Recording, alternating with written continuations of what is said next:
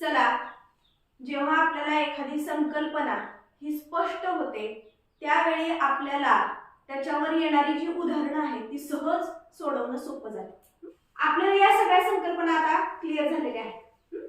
चला, या संकल्पनांवरती आधारित आपल्याला मी हा घटक शिकवणार आहे. लिटर कशाला वापरतात? दूध मोजण्यासाठी. म्हणजेच काय मोजायसाठी? द्रव पदार्थ मोजण्यासाठी. दूधचा व्हिडिओ केला म्हणून दूध मोजण्यासाठी. पण किलोमीटर कशाला वापरतात? लांबी मोजण्यासाठी. किलोग्रॅम कशासाठी वापरतात? ग्रॅम वस्तू मोजण्यासाठी. म्हणजे वजन मोजण्यासाठी. वजन मोजण्यासाठी. वस्तुमान मोजण्यासाठी, वजन मोजण्यासाठी किलोग्रॅम वापरतात. या तिन्ही घटकांमध्ये कॉमन असणारा घटक म्हणजे 1000 ही संख्या. क्लुप्ती सांगणार आहे मी तुम्हाला व्हिडिओच्या माध्यमातून. लक्षात ठेवण्यासाठी हा आकडा तुम्ही लक्षात ठेवायचा. 1000. मीटर म्हणल्यावर कुठला आकडा लक्षात ठेवला होता? 100. Very good. त्याच्या आधी आपण डझन म्हणण्यासाठी कुठला लक्षात 12. घड्याळासाठी कुठला आकडा लक्षात ठेवलाय? 60.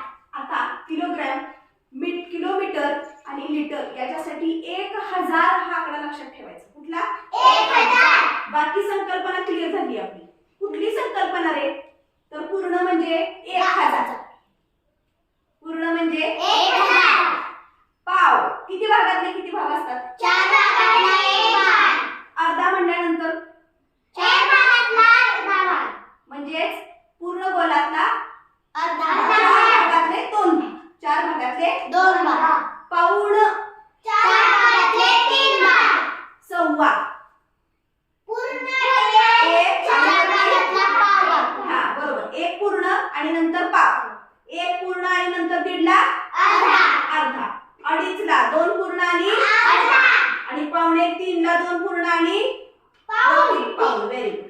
अशा पद्धतीनं आता आपण खऱ्या क्लुप्तीला सुरुवात करायची आहे. 1 किलोग्रॅम. 1 किलोग्रॅम म्हणजे 1000 ग्रॅम. 1000 ग्रॅम. 1 किलोमीटर म्हणजे 1000 मीटर. 1000 मीटर. आणि 1 लिटर म्हणजे 1000 मिलीलीटर. 1000 मिलीलीटर. ही आता पाठ झालाय का नाही? हे पाठ करण्याशिवाय पर्याय नाही. पण पाठ एवढंच करून आपल्याला थांबून चालणार नाही. त्याच्या पुढे जे विभाजन आहे ते आपल्याला करायचं आहे. प्रथमेश, मला आता तू सांगायचं. चला, पूर्ण 1 म्हणजे 1 किलोग्रॅम. काय सांगाल? 1000 ग्रॅम. बरोबर आहे. 1000 ग्रॅम. चला, मी तर लिहिते 1000 ग्रॅम. ग्रॅम. मी बरोबर लिहिते का? हो. 1000 ग्रॅम. ग्रॅम असं लिहिते. ग्रॅम. ओके, ठीक आहे.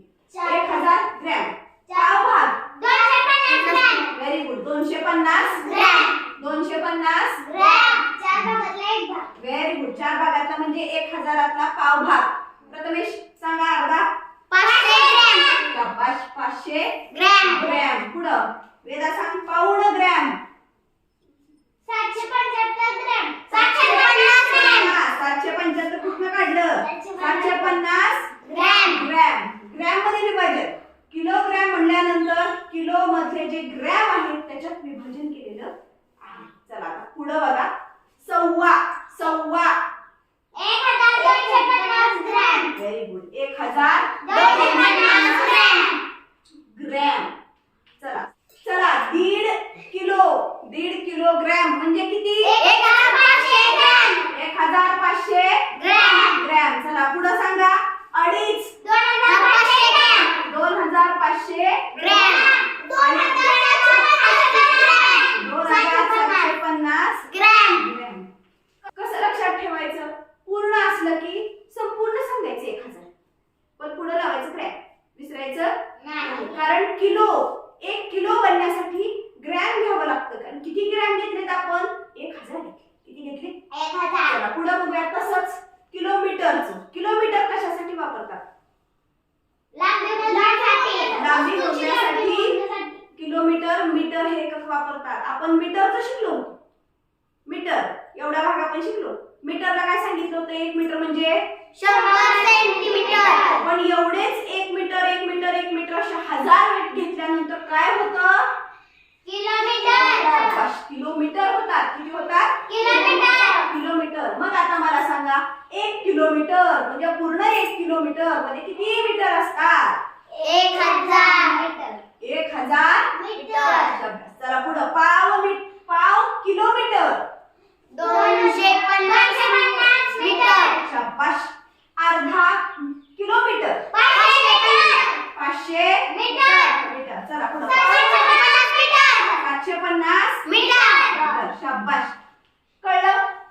पाव म्हणजे हजारातला पाव, अर्धा म्हणजे हजारातला अर्धा आणि पाऊण म्हणजे हजारातले 3 भाग. चला पुढं 1250 मीटर. Very good. पुढं दीड 1500 मीटर. अडीच 2500 मीटर आणि पावणे 3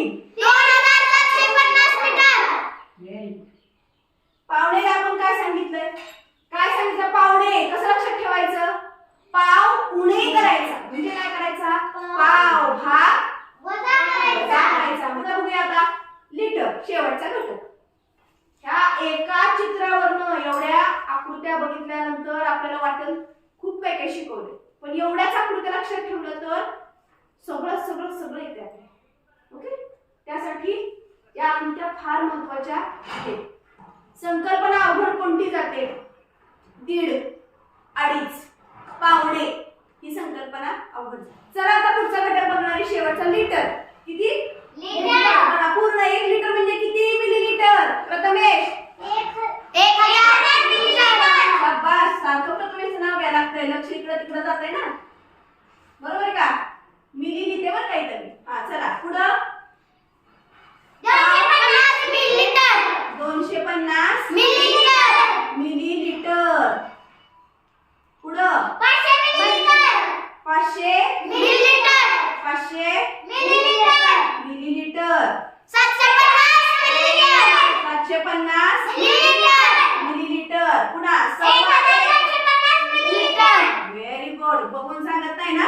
नाही. मी विचारणार आहे प्रश्न. 1500 मिलीलिटर. दीड म्हणजे 1500 मिलीलिटर. मिलीलिटर. 2500 मिलीलिटर. 2500 मिलीलिटर. आणि पावणे 3 2750 millilitre. 2750 millilitre. Litre. Very good. बघा, ग्रॅम, लिटर, मिलीलिटर यांचं विभाजन हे क्लिअर चित्रातून झालं पाहिजे. 1000 हा आकडा क्लुप्तीसाठी वापरायचा. लक्षात ठेवायचा तर किलोग्रॅम 1000 आकडा, किलोमीटर 1000 आणि लिटर 1000. सोपं कशामुळे जाणार आहे? या क्लुप्तीमुळे सोपं जाणार आहे. दुसरी गोष्ट, पूर्ण म्हटल्यानंतर 1000 पूर्ण सांगायचं, सव्वा म्हटल्यानंतर 1 घ्यायचं आणि पुन्हा पावभाग घ्यायचा. पुढे इकडं पावभाग म्हणजे ला 1 भाग, दीड म्हणजे 1 भाग आणि अर्धा भाग, अडीच भाग म्हणजे 2 भाग आणि अर्धा भाग. अशा पद्धतीनं आपल्याला लिटर, किलोमीटर, किलोग्रॅम हे घटक सहज पद्धतीनं सांगता येतील. कशामुळे सांगता येतील? आकृतीमुळे सांगता येईल. लक्षात? हो.